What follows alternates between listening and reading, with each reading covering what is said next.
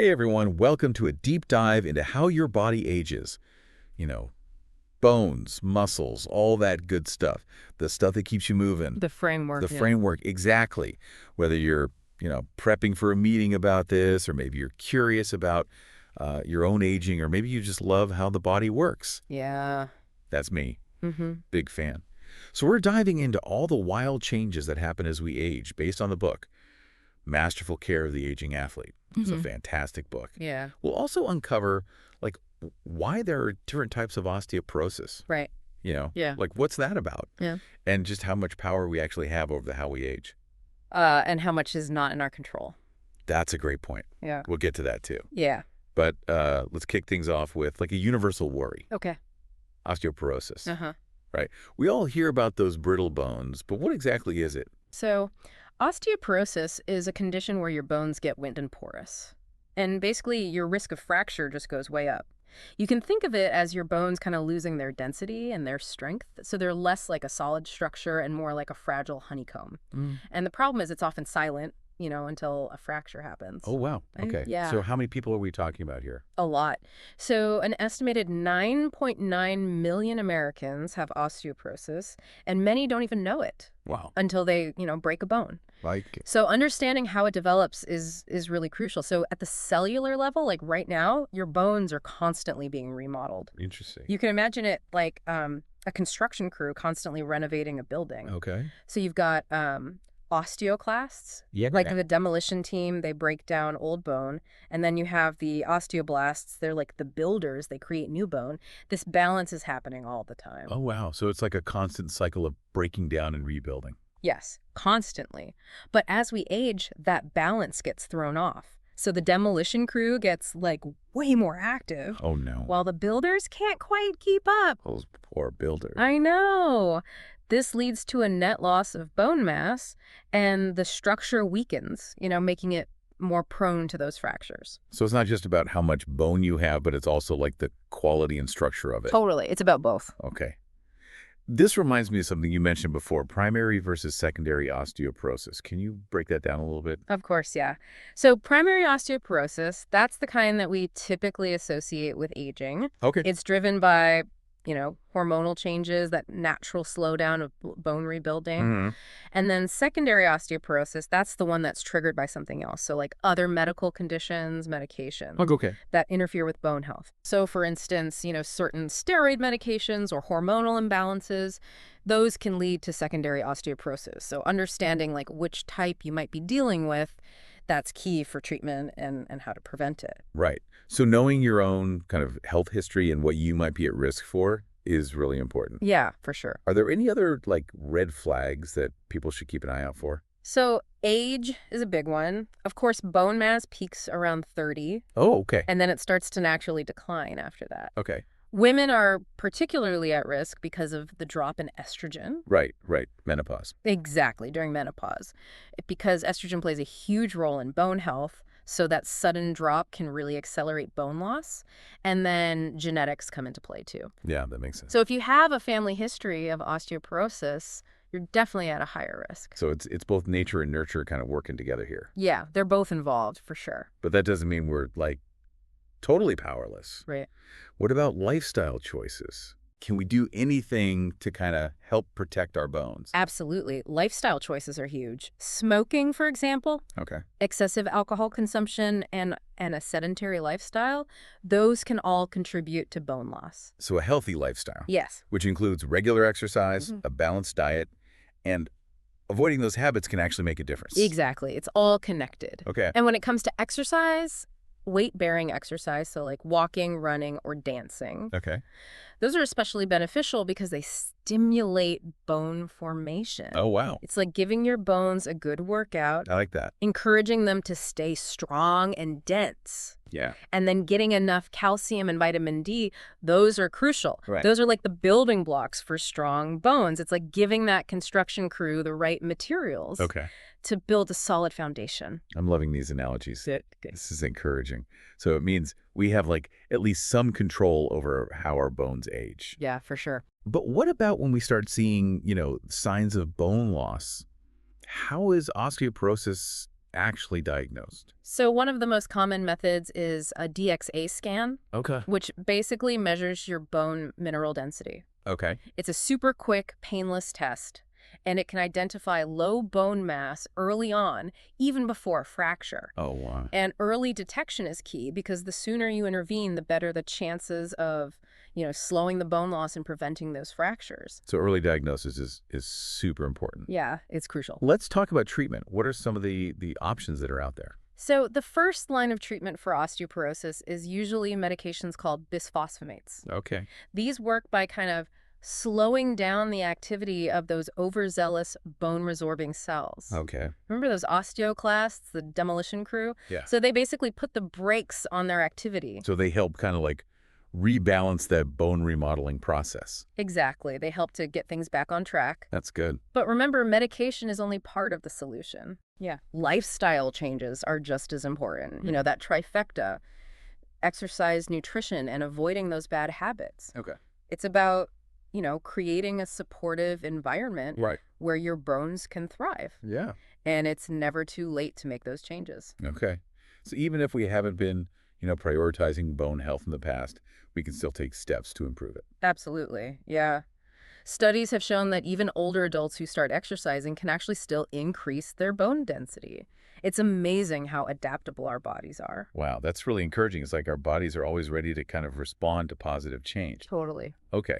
So we've covered osteoporosis in detail, but bone loss isn't the only, musculoskeletal challenge that comes with aging, right? Right. We also have our muscles to think about. Right. So as we age, we lose muscle mass and strength. Okay. And this is called sarcopenia. And this is a big one, affecting about 45% of the U.S. population over 65. Wow, 45%, that's almost half. That's a lot of people. Yeah. What's causing this muscle loss? So a few factors are at play, but one key thing is a change in our physiology as we age. So our muscle fibers shrink and they become less responsive. Okay.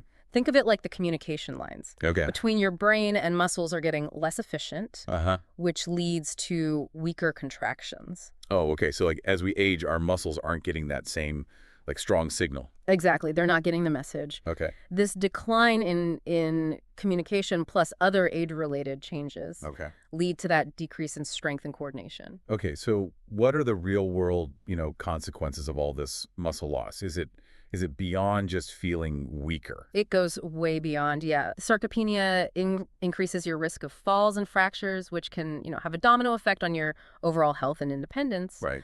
It also makes everyday activities like walking, climbing stairs, even getting out of a chair more difficult. Wow. Yeah. So it sounds like sarcopenia can really impact a person's quality of life and their independence. Huge impact. It limits mobility, which makes it harder to do the things you enjoy, stay connected with people. Yeah.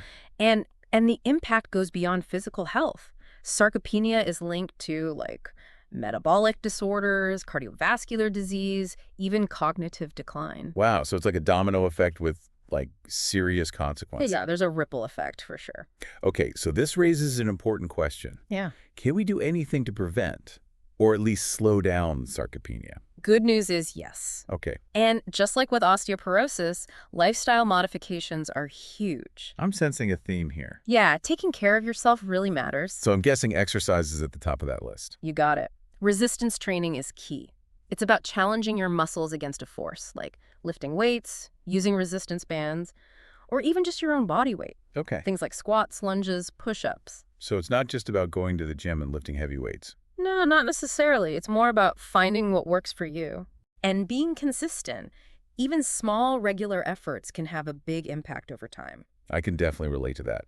I recently started adding more strength training to my routine, and I've noticed a difference in my energy levels and how quickly I recover from workouts. That's great. That's what we like to hear. It really shows how our bodies can adapt. Yeah. So for listeners who are maybe new to resistance training, can you paint us a picture? What could that look like? Sure. Imagine you're at home, no gym equipment needed. Okay. You could start with something as simple as a wall sit, just holding that position against the wall for as long as you can. Or chair squats.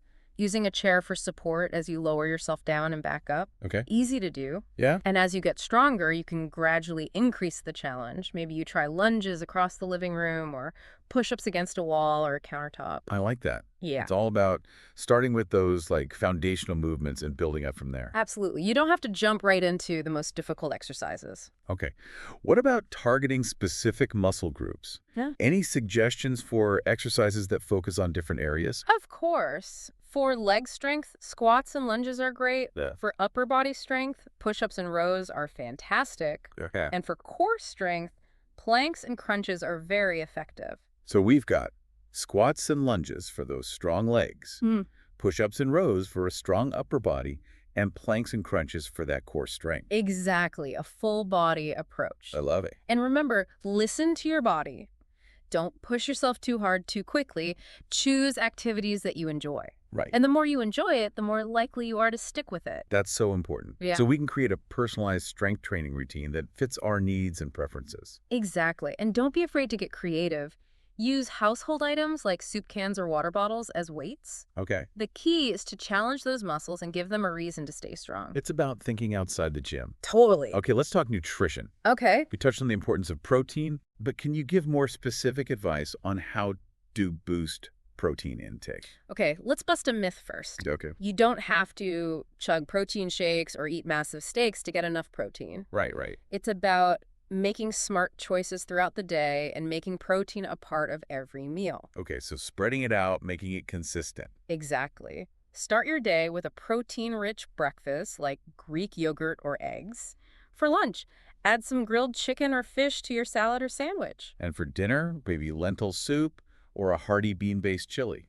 Perfect examples. Okay. And don't forget about snacks. A handful of almonds, a hard-boiled egg, or even a piece of string cheese can be a great protein boost between meals. It's all about those little protein power-ups throughout the day. Okay. This is making me rethink my snack choices. I'm happy to hear that. Okay, what about specific protein recommendations? How much protein should we be aiming for?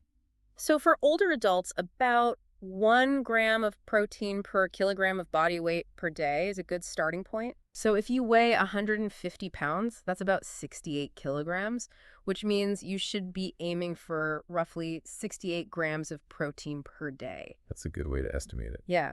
And keep in mind, those are general guidelines. Individual needs can vary based on activity level, overall health, things like that. So it's always best to check with your doctor or a registered dietitian. Absolutely. Okay. Now, supplements. Are they ever necessary? They can be helpful, particularly for older adults who have a harder time meeting their protein needs just through diet. Okay. Protein powders or bars can be a convenient way to bump up your intake. Okay. But it's always best to prioritize whole food sources of protein first. Right. But if you're struggling to get enough through your diet, talk to your healthcare provider about whether supplements are right for you. It's all about finding what works best for your individual lifestyle and needs. Exactly. It's about personalization. Okay. So we've covered bones, muscles, tendons, ligaments, nutrition. Wow, we've covered a lot. I know, it's a lot.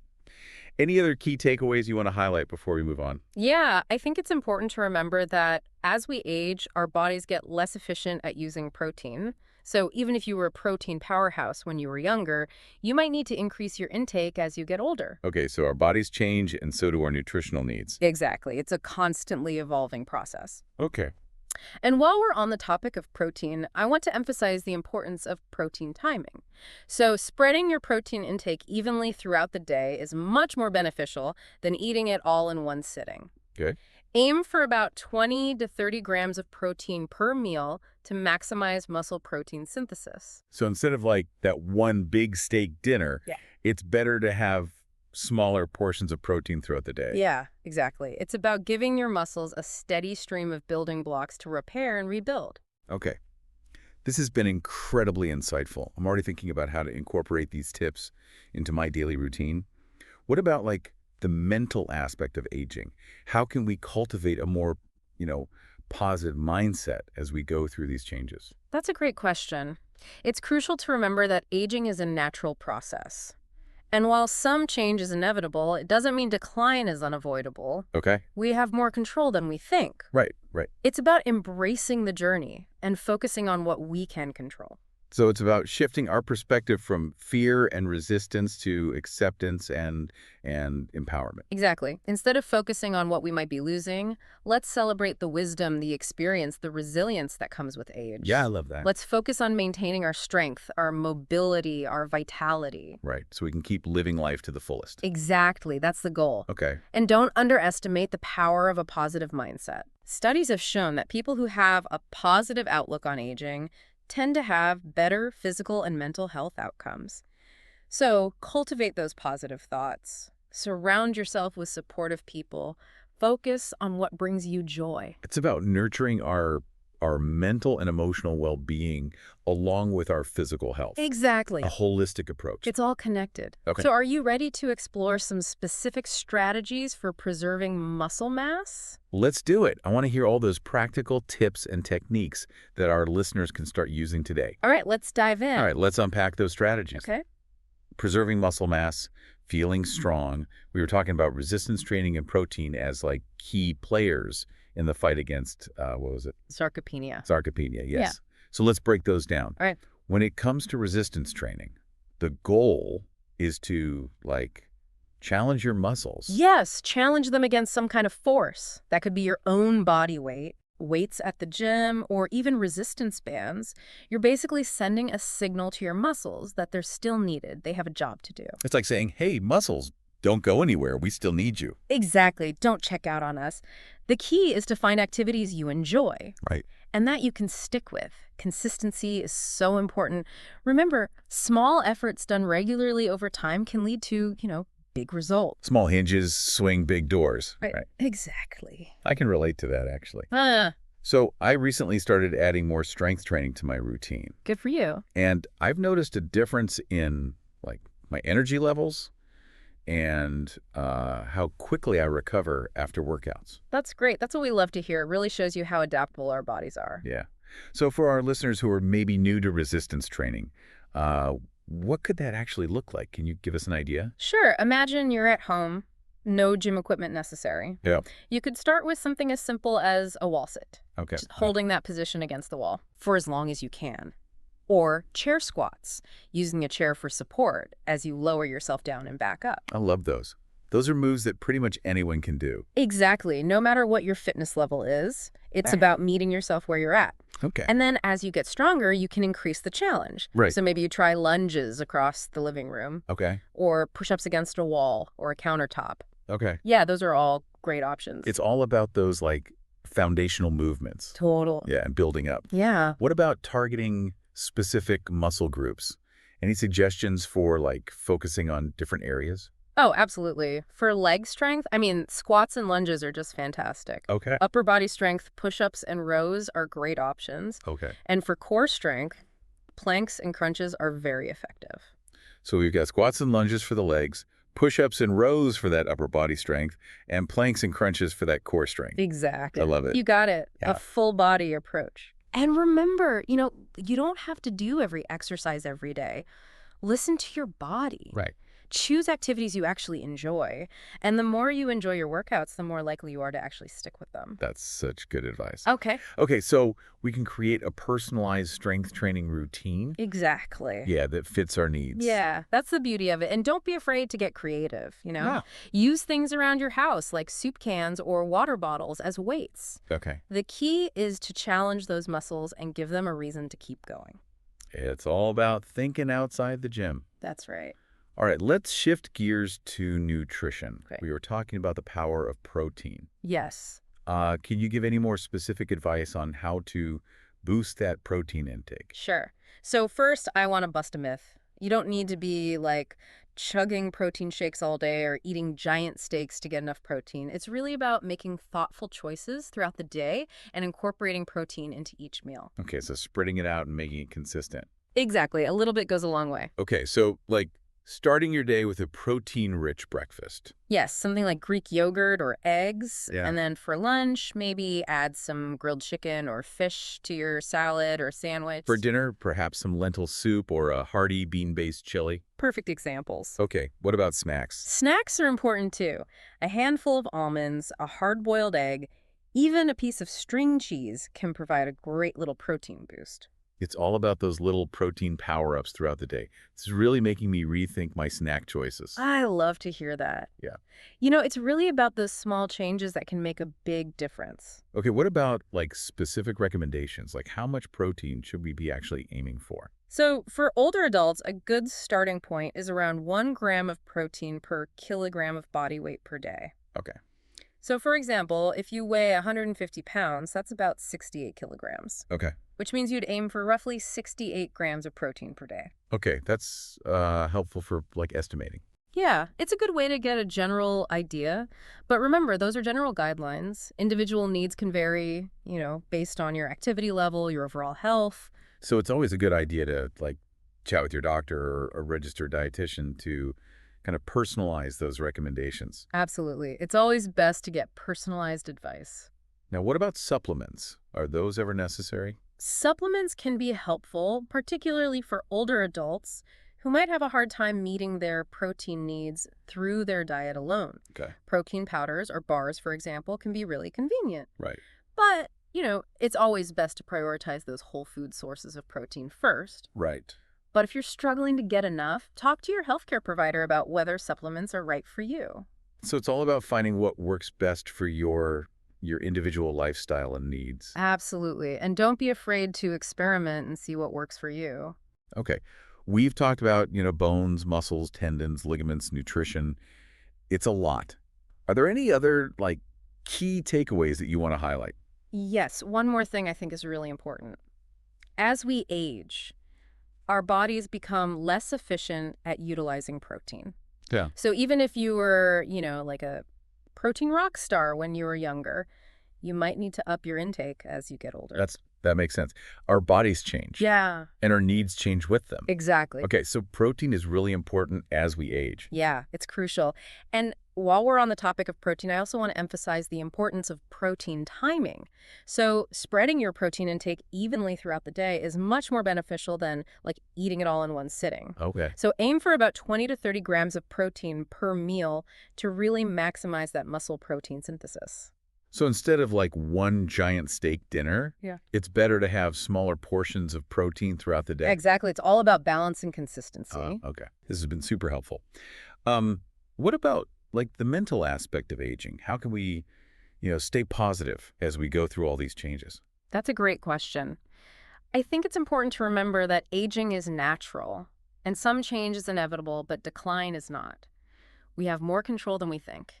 It's about shifting our perspective, from fear and resistance to acceptance and empowerment. Okay. Instead of dwelling on what we might be losing, let's celebrate the wisdom, the experience, the resilience that comes with age. Yeah. Let's focus on maintaining our strength, mobility, and vitality so we can continue to live our lives to the fullest. I love that. Yeah. And don't underestimate the power of a positive mindset. Okay. Studies show that people with a positive outlook on aging tend to have better physical and mental health outcomes. That's so interesting. Yeah, so cultivate positive thoughts, surround yourself with supportive people, focus on what brings you joy. It's about nurturing our mental and emotional well-being, alongside our physical health. It's a holistic approach. Absolutely. It's all connected. As we wrap up this deep dive, I keep thinking about how much of aging well comes down to awareness. Like we've talked about all the science. Yeah. But there's something really powerful about, tuning into your body and becoming like an investigator. Well, I love it. An investigator of your own aging. Exactly. Okay, so how do we start investigating? What do we do? Well, start paying attention to how your body feels. Notice any changes in your strength or your flexibility or your balance. Okay.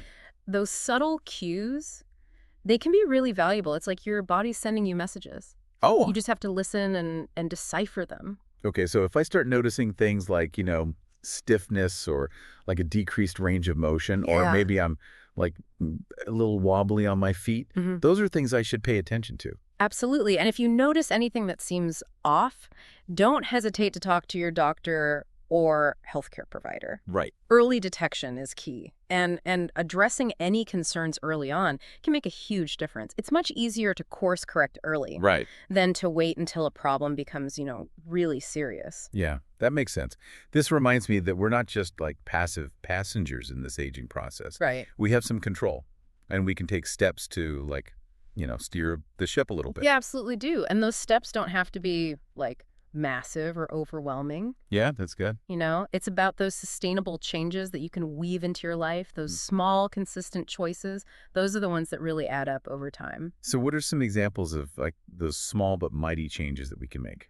Well, think about things like choosing the stairs instead of the elevator. Okay. Or parking further away from the store. Okay, So sure. you have to walk a little bit more. Get those extra steps in. Exactly. Okay. What about stretching or, like, flexibility exercises? Oh, those are fantastic. Taking even just a few minutes each day to stretch or do some strength training. That can make a huge difference. And it doesn't have to feel like a chore. Put on some music you enjoy or invite a friend to join you. It's about making it fun. Exactly. Yeah, movement shouldn't feel like a punishment. It should be like a celebration of what our bodies can do. I love that. A celebration. Yeah. And don't forget about nourishing your body with, nutrient-rich foods. Yes. The ones that support bone and muscle health. All those protein power-ups. Exactly. Yeah, I'm picturing, like, colorful salads with grilled chicken or fish, those hearty lentil soups. Yeah. The protein-packed snacks like almonds and hard-boiled eggs. It's about making those choices that fuel our bodies and support, our health as we age. Yeah, I love that. Yeah. It's about creating, like, a vibrant and nourishing dietary landscape. Yes. His whole conversation has been, like, such a wonderful reminder that aging well, it's a journey. It's not, a destination. I agree. It's not about striving for some, like, idealized version of youth. Right. But it's about embracing the process. And making choices that support our well-being all along the way. Beautifully said.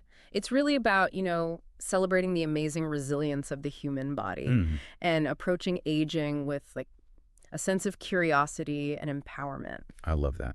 So as we wrap up this deep dive, what's, like, one final piece of wisdom you want to leave with our listeners?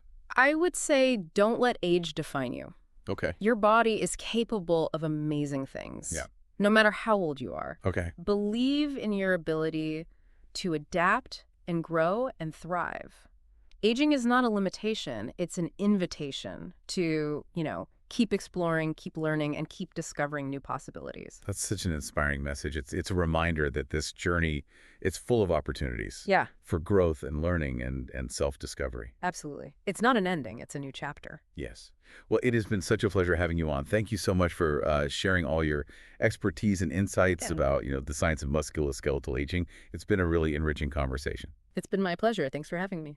And to our listeners, thank you for joining us for this deep dive. We hope you feel empowered to, take charge of your health and age gracefully and powerfully on your own terms. And remember, your body is capable of amazing things no matter what your age.